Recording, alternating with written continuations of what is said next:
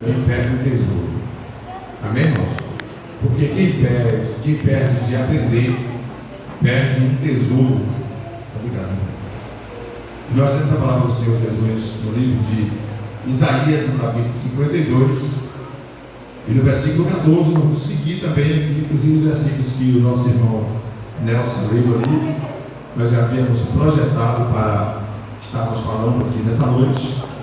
Glória a Deus. Ele disse assim: eu não vou nem explanar, ele diga bem, porque foi aí que nós preparamos o texto, mas isso aqui é para nos mostrar que Deus está no controle das nossas vidas. Amém, irmãos? O versículo 14, gostaria que os irmãos que chegaram após a leitura, lessem conosco. Como pasmaram muitos à vista dele, pois o seu parecer estava tão desfigurado, mais do que o de outro qualquer. A sua figura mais do que a dos outros filhos dos homens. Irmãos, é interessante nós entendermos que quando Deus ele colocou em prática o projeto dele nesta terra, às vezes nós entendemos e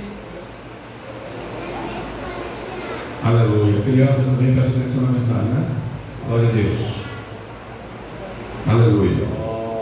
Nós entendemos às vezes que se cumpriu quando Jesus veio, somente quando Jesus veio a essa terra.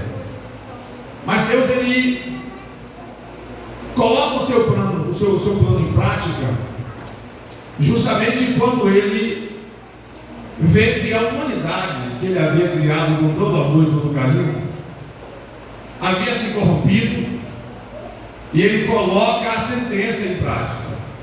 A condenação ele coloca em prática, mandando o dilúvio, e as pessoas foram mortas por causa da sua teimosia.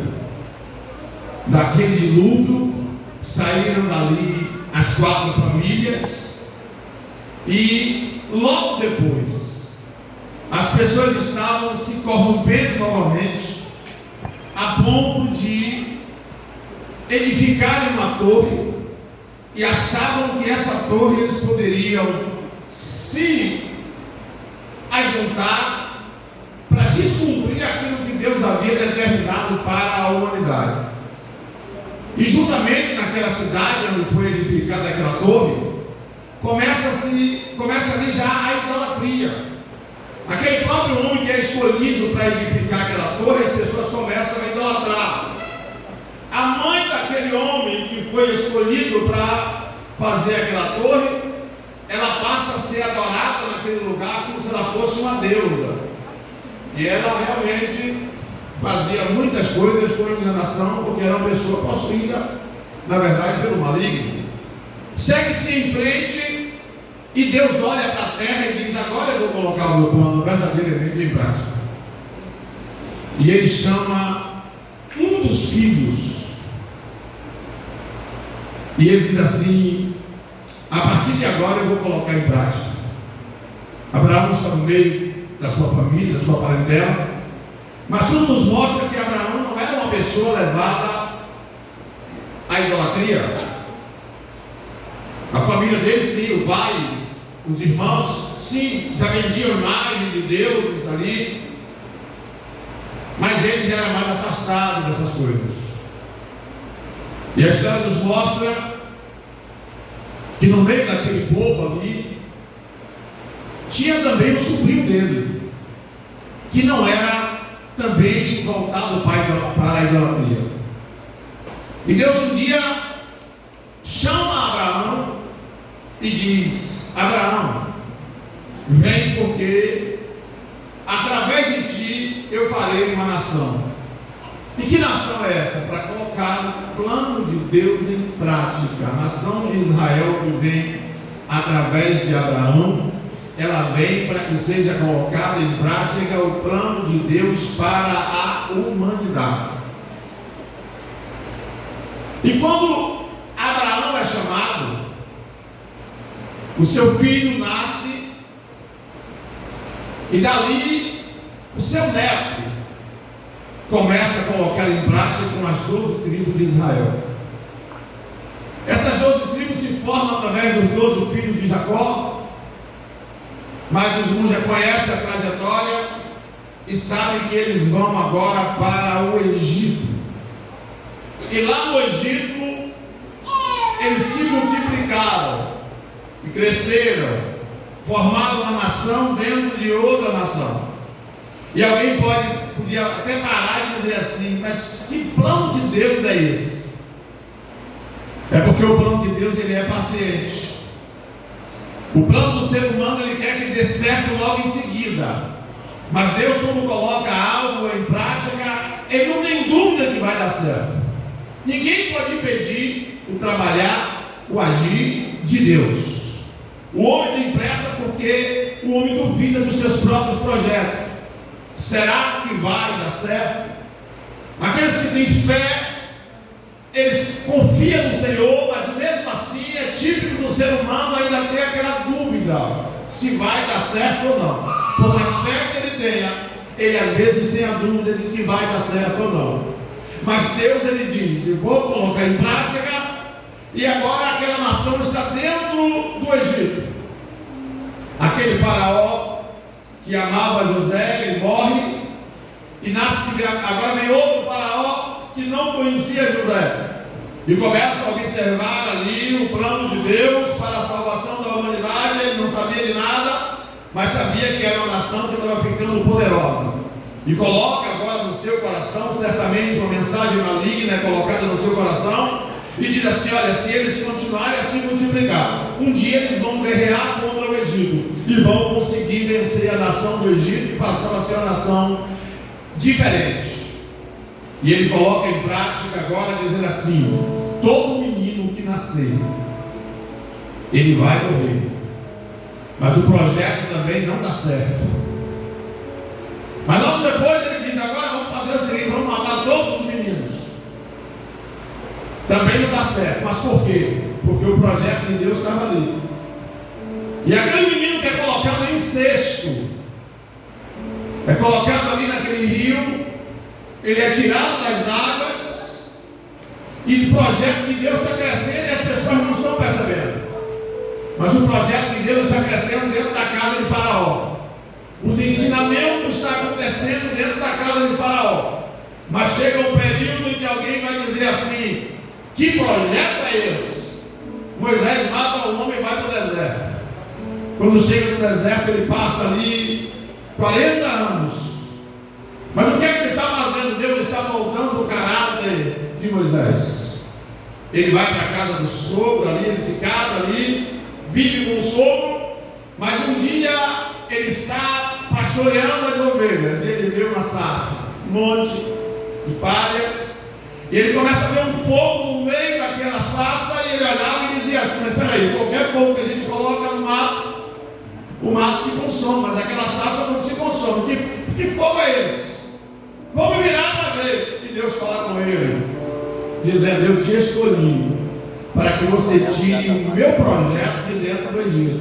Louvado seja Deus. Só que ali, Deus dá as instruções para Moisés, mas Faraó tem o coração endurecido e diz: eu não vou liberar esse povo para sair daqui. E Deus começa a colocar em prática agora, enviando as pragas para que ele entendesse o poder de Deus. Mesmo assim eles não entenderam. Mas agora vem a última que Deus coloca.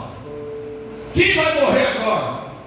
Todos os primogênitos do Egito. Mas antes ele diz a nação dele, o projeto dele, ele diz assim: agora vocês vão pegar um cordeiro, cada família vai matar um cordeiro, porque aqui se institui a Páscoa. Onde é que eu quero chegar? Na semana que nós estamos a prosseguir, muita gente hoje comemora dizendo o chamado Domingo de Ramos, ou seja, é o primeiro dia em que o projeto de Deus vai agora sendo colocado mais avançado ainda. Mas aí aquelas pessoas ali fazem aquele sacrifício, matando aquele cordeiro, e não sabem que o povo de Israel, ele sai do Egito e vem para o deserto. Quando chega no deserto, aquele povo endurece o coração para Deus, Aquele povo começa a fazer coisas terríveis. E ali cometem a primeira idolatria fora do Egito. Eles fazem um bezerro de ouro e começam a adorar. Começam a se prostrar diante. Aquilo ali irrita a Deus, aborrece a Deus. Mas Deus está dizendo: o meu projeto ainda está com esta nação. Aquela nação, ela entra na terra, ela se mistura com o povo de Canaã e começa agora a praticar o que o povo de Canaã praticava. E por certo, o inimigo está olhando e dizendo assim: o projeto está falindo. Mas Deus está olhando e está dizendo: meus projetos não falham. Louvado seja Deus. Se Deus disse para você que Ele tem um projeto na sua vida, tenha certeza que se você permanecer fiel a Ele, louvado seja Deus. Porque não é só Deus dizer para você que Ele tem um projeto na sua vida. Se você não permanecer fiel, Ele joga fora o projeto, é você, não é Deus. Mas se você permanecer fiel a Ele, tenha certeza de que o projeto de Deus vai ser colocado em prática na tua vida. Porque Deus diz: operando eu, quem impedirá? Operando Deus, quem impedirá?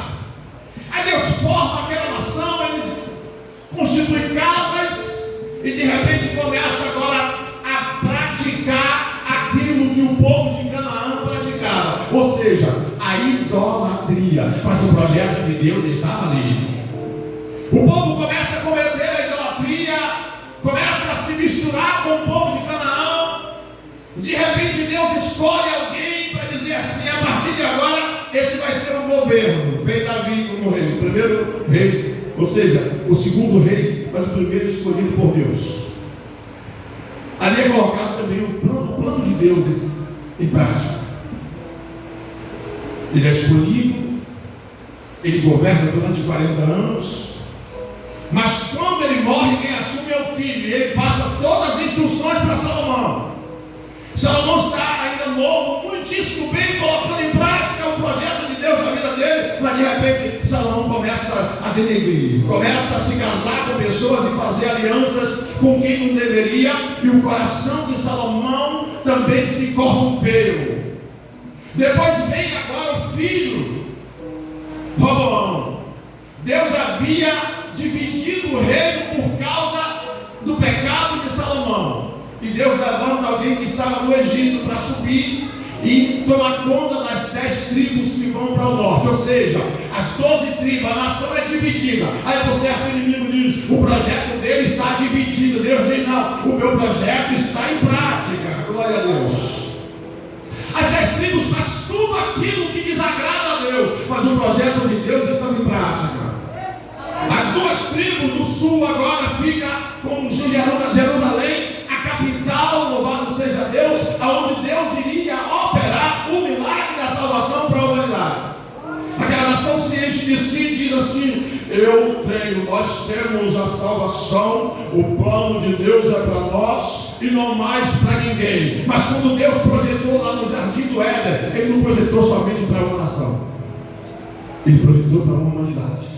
Ele disse: da semente da mulher nascerá aquele que esmagará a cabeça da serpente. Da semente da mulher nascerá aquele que esmagará a cabeça da serpente. Ou seja, nascerá aquele que vai vencer o pecado do homem. Aleluia. A nação de Israel agora, resumindo as 2 tribos também, começam a se corromper. E Deus permite que eles sejam levados como cativo, levados como escravos para a Babilônia. Aquela nação, Deus promete que eles iriam retornar. O projeto de Deus estava ali. 70 anos depois eles retornam, mas eles ainda vacilam. E durante 400 anos Deus se cala e não fala mais através de profetas, mas Deus continua cuidando do seu projeto. E quando um dia Deus olha para essa terra e diz assim: agora realmente o povo está corrompido, não tem homens na terra fiel verdadeiramente a mim. Ou seja, ninguém na terra era capaz de colocar o projeto de Deus em prática. Mas ele diz: o que eu falei no jardim do Éden continua ainda valendo, e agora eu vou colocar em prática. E Deus chama uma virgem e diz assim: vem, porque através de ti o meu projeto vai ser colocado. E nasce aquele menino chamado Jesus. Jesus nasce, cresce, e quando chega aos 30 anos, agora ele vai colocar em prática o projeto de salvação. Só que Isaías havia profetizado 700 anos aproximadamente antes, dizendo o que iria acontecer para que o projeto de Deus fosse colocado em prática. E agora vem a verdadeira Páscoa lá do Egito, agora é colocada em prática. Jesus está na Galileia, e de repente ele sabe que agora chega o momento dele. Jerusalém vai celebrar a Páscoa. O que é que se fazia? Matava-se o cordeiro para que se comesse, e as pessoas faziam barracas, mas o verdadeiro cordeiro está subindo, o verdadeiro cordeiro está chegando, o verdadeiro projeto de Deus está sendo colocado em prática. Ele vem da Galileia e ele passa por Jericó, depois ele vai para a casa daquela família que ele amava, que era constituída de 3 irmãos. Ali ele se hospeda, mas ele diz assim: eu vou colocar em prática o meu projeto. Ou seja, o cordeiro pascal, o cordeiro inocente, ele vai entrar em Jerusalém para dizer: cessou-se agora o sacrifício, porque o cordeiro sou eu.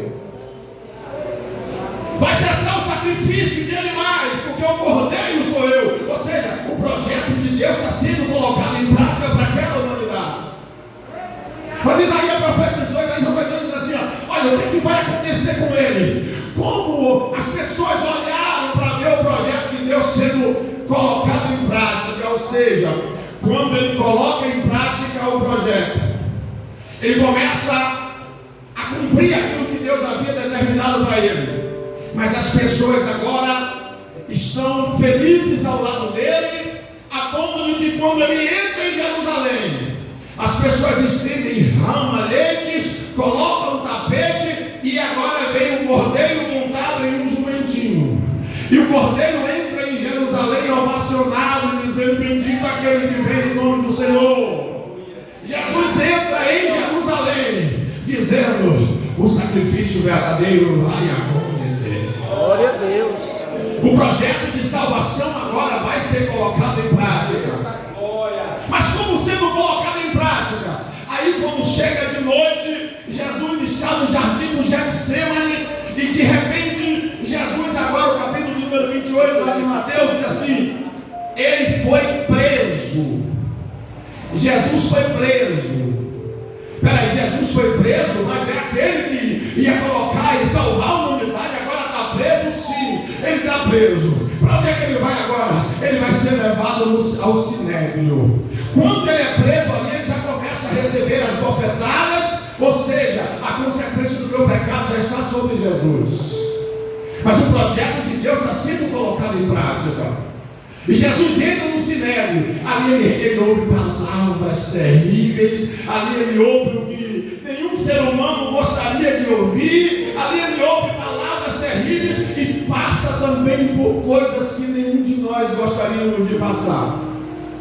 As pessoas começam agora a lhe darem bofetadas, a lhe machucar a sua carne, porque a palavra de Deus já nos dizia que ele seria moído, cortado e machucado por nós. Ou seja, o projeto da salvação estava ali, louvado seja Deus. Mas quando ele chega perante um Sinédrio, e pela manhã, no domingo pela manhã, alguém olhava e dizia assim: peraí, esse aí é o que veio colocar em prática? Se você puder colocar aquela imagem aí, esse é aquele que vem colocar em prática, porque o capítulo número 53 diz assim: quem deu o crédito da nossa pregação? E aqui se manifestou o braço do Senhor, porque foi subindo como renovo perante ele, como raiz de uma terra seca, não tinha beleza nem formosura, e olhando nós para ele, não havia boa aparência nele para que o desejássemos. Era desprezado e o mais rejeitado entre os homens, homem de dores, experimentado no trabalho, nos sofrimentos, e como um de quem os homens escondiam o rosto. Agora projeta aquela imagem que eu te mandei colocar, pedi para colocar. Jesus, ele é colocado, ele apanha, ele recebe chicotadas e ele é colocado em uma cruz. E as pessoas olham de cá e escarnecem. No caminho já escarnece dele. Mas quando as pessoas olham, dizem assim: aquele ali é o Salvador do mundo. De que maneira ele é o Salvador do mundo? Ou seja, quando as pessoas olham para ali, vê ali um homem ensanguentado, uma pessoa com o seu sangue, o seu corpo rasgado, porque a história diz que aquele chicote rasgava pedaços de carne das costas de Jesus, dizendo assim: o castigo que nos traz a paz estava sobre ele, e pelas suas pisaduras ali, o corpo dele estava todo marcado por chicote, por corte, o rosto ensanguentado, porque pegaram uma cruz e colocaram na cabeça de Jesus. E alguém dizia assim: acabou o projeto de Deus. Mas Deus estava muito tranquilo concernente a isso. Deus estava muito tranquilo concernente a isso. Aí agora vem aquele fundo do lado ali, e o sangue dele todo é derramado por mim e por você. Mas para quê?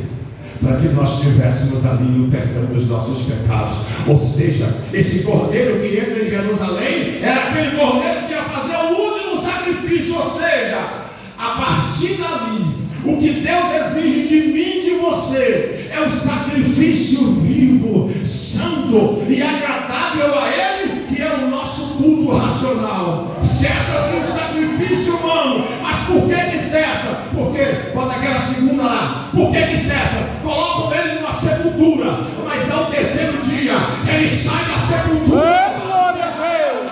Ele sai dali. Aleluia! Louvado seja Deus, o projeto de Deus para as nossas vidas. Glória a Deus! Aleluia. Mas para chegar até aí, não foi fácil. Para chegar até ali, a hora da ressurreição, onde a palavra de Deus nos diz que o túmulo não foi capaz de deter ele, a morte não foi capaz de segurar ele. Ao terceiro dia ele ressuscita. Mas por que então o projeto de Deus começa ali, é colocado em prática ali? Porque se ele tivesse morrido e não tivesse ressuscitado, não haveria cristianismo. O cristianismo só existe porque ele morreu, mas ao terceiro dia ele ressuscitou e está vivo, olhando para mim e olhando para você. Glória a Deus! Glória a Deus. E aquele momento ali que as pessoas olhavam dizendo assim: esse aí não presta, esse aí não vale nada. Esse aí agora, quando ele inspira, que alguém diz assim: Jesus morreu. Aí morreu, o discípulo assim: acabou, não tem mais jeito. Vamos pescar, vamos sair. Mas Deus está muito tranquilo, dizendo: os meus projetos ninguém pode impedir. O meu projeto ninguém pode impedir. O cordeiro que era morto no templo fazia expiação pelos pecadores de Israel, mas o cordeiro de Deus, o cordeiro pascal, ele faz expiação por toda a humanidade, dizendo assim: a partir de agora, todos aqueles que vierem a mim serão salvos. Louvado seja o nome santo do Senhor Jesus. Aleluia. Jesus sai daquela sepultura, se apresenta aos seus discípulos ali, com aquela mão furada ao seu lado, ainda com um sinal. E depois de 40 dias ele sobe. Mas ele diz assim: eu não vou deixar vocês sozinhos, não se preocupem, porque a partir de agora quem vai pregar são vocês. Glória a Deus! Eu me alegro às vezes quando eu vejo alguém cantando dizendo: eis-me aqui, eis-me aqui, eis-me aqui, Senhor. Mas quando chega no evangelismo, a gente pergunta: cadê as pessoas que cantaram eis-me aqui? Quando chega lá na empresa, a gente olha e fala assim: cadê as pessoas que estão dizendo eis-me aqui? Vou pegar pesado. Quando chega na rede social, está lá a mensagem que não condiz com aquele que está dizendo eis-me aqui. Diga misericórdia. Você vai além na rede social e encontra lá pessoas publicando foto do seu próprio corpo. Diga misericórdia. Misericórdia. Exibindo o corpo para o diabo. Mas às vezes está cantando, eis-me aqui. Mas eis-me aqui para quê? Para fazer aquilo que Jesus determinou para mim e para você? Ou para escandalizar esse evangelho que Jesus deixou aqui? É pesado, mas tem que ser pregado. Deus não te chamou para viver expondo o teu corpo. Deus não te chamou para você viver expondo os seus lábios com palavras que não agradam a Deus. Mas por quê? Porque para que ele chegasse à ressurreição, houve um preço muito alto por mim e por você. Louvado seja Deus. Deus coloca em prática o seu plano agora de salvação para mim e para você. Prepara os seus discípulos assim: ide por todo mundo, pregue o meu evangelho a toda criatura, porque agora não tem mais barreira. O cordeiro pascal foi morto, mas ressuscitou. Não há mais necessidade de sacrificar nenhum cordeiro no templo. Louvado seja Deus. Mas por que então agora? Porque o véu do templo se rasgou de alto a baixo para que a salvação chegasse a toda a humanidade. Vamos pode glorificar o nome do Senhor. Aleluia! Aleluia, glória a Deus. E agora o evangelho é pregado em todas as nações. O evangelho chega em Camaçari e me alcançou. Louvado seja Deus. O meu nome foi escrito no livro da vida e eu vou morar no céu com Jesus. Aleluia! Peraí, irmão, o senhor está dizendo que ele subiu, foi para o céu? Me dá uma prova agora. Aleluia. Aquilo que Isaías havia profetizado, eu vi em um alto e sublime trono. Louvado seja o nome santo do Senhor Jesus. Ele agora se apresenta a João. Glória a Pode Deus. glorificar o nome do Senhor. Em um alto e sublime trono, aleluia. E diz a João assim: eu morri, mas ao terceiro dia ressuscitei. Ele fala assim: João, eu estou vivo. Louvado seja o nome do Senhor Jesus. Glória a Jesus. Quando você levanta a sua mão para dizer: eu estou glorificando ao meu Senhor, eu estou disposto a cumprir aquilo que Ele determinou para a minha vida, eu estou disposto a passar pelas etapas. Mas tem muita gente cantando, mas não está disposto a passar pelas etapas. Louvado seja Deus. Tem muita gente dizendo: eis-me aqui. Mas quando chega na hora de pregar uma palavra para alguém, às vezes não tem nem moral para pregar. Às vezes não tem nem moral para pregar. Mas eu vou te dizer, Jesus pagou um alto preço, passou por situações muito difíceis para que o teu nome fosse escrito no livro da vida. E você pudesse dizer assim: eu tenho um nome escrito no livro da vida, e eu tenho também um nome a zelar diante dessa humanidade perdida. Mas por quê? Porque Deus te escolheu, colocou o teu nome no livro da vida, para que um dia você possa ir morar no céu. Aleluia! Eu digo: João, eu estou vivo, eu ressuscitei. O cristianismo, aleluia, ele tem uma história, mas também, louvado seja Deus, nós temos uma convicção de que o cristianismo não é uma religião. O cristianismo é um caminho para o céu, para nós vivermos com Ele eternamente. Fica de pé, igreja do Senhor Jesus. Glória a Deus. Aleluia. Você pode glorificar o nome do Senhor nessa noite? Aleluia! Você pode dizer verdadeiramente: eis-me aqui, eu quero fazer a tua vontade. Glória a Deus. Você está disposto a passar, aleluia, aquilo que Deus às vezes permite que você passe, para que você seja, aleluia. Quem não viu ontem o testemunho daquele homem? Aquele homem era para não estar mais pregando de jeito nenhum, era para ter abortado a carreira dele. Mas ele diz assim: eis-me aqui, Senhor. Não importa o que aconteça. Quem estava lá ontem viu. Homem tem um projeto lindo, um trio elétrico pregando o evangelho nas ruas. E de repente ele vê aquele projeto, alguém ligar para ele e dizer: pastor, o trio foi arrombado e levaram tudo. Aí ele chega lá. Quando ele chega lá, que ele vê, olha, ainda falaram o seguinte: se não tirar daqui, eles vão voltar para tocar fogo. Eles vão tirar daqui imediato, aí tira aquele trio dali. Aí ele vai na delegacia, dá uma queixa. 30 dias depois vieram, levaram o cavalo do trio, 140 mil. Ele perdeu aquilo ali. Aí o que é que acontece? Um vento sopra em casa. a esposa fica praticamente invada dentro de casa. E o diabo dizendo, ele vai parar. Ele vai parar. Mas Jesus está dizendo, eu tenho um projeto. Eu tenho um projeto. Aleluia. Eu tenho um projeto. Ele conta o testemunho dele, dizendo, Deus me deu agora um caminhão. Que o primeiro tinha 48 bocas de alto-falante. Esse agora tem 96. Aleluia. O primeiro era boca de 15, agora é boca de 18. Para quê? Para no próximo mês estar fazendo o trabalho do Senhor Jesus. Jesus te chamou para isso. Jesus te chamou para cumprir o índice dele na tua vida e na minha. Louvado seja Deus. Eu não morri aí. Aleluia. Louvado seja Deus. Glórias a Deus. Você pode glorificar o nome do Senhor. Aleluia. Você pode entender nessa noite o verdadeiro sentido da Páscoa. O verdadeiro sentido da Páscoa é Cristo Jesus que se entregou por mim e por você.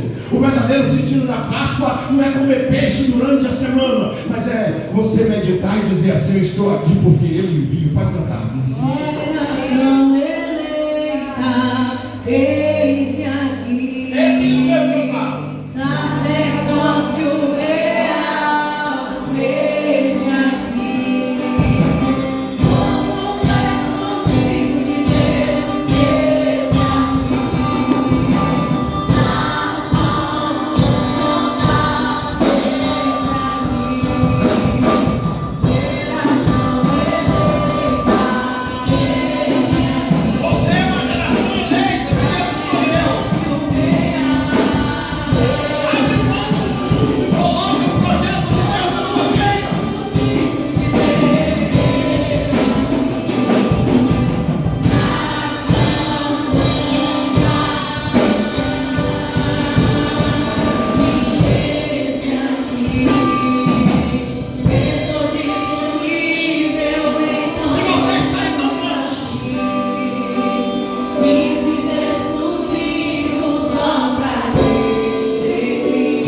você está em tão você está disponível hoje. Agora.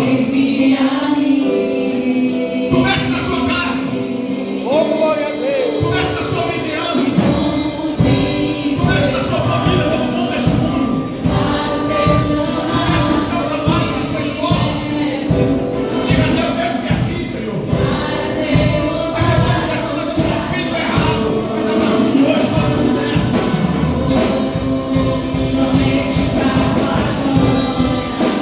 Aleluia.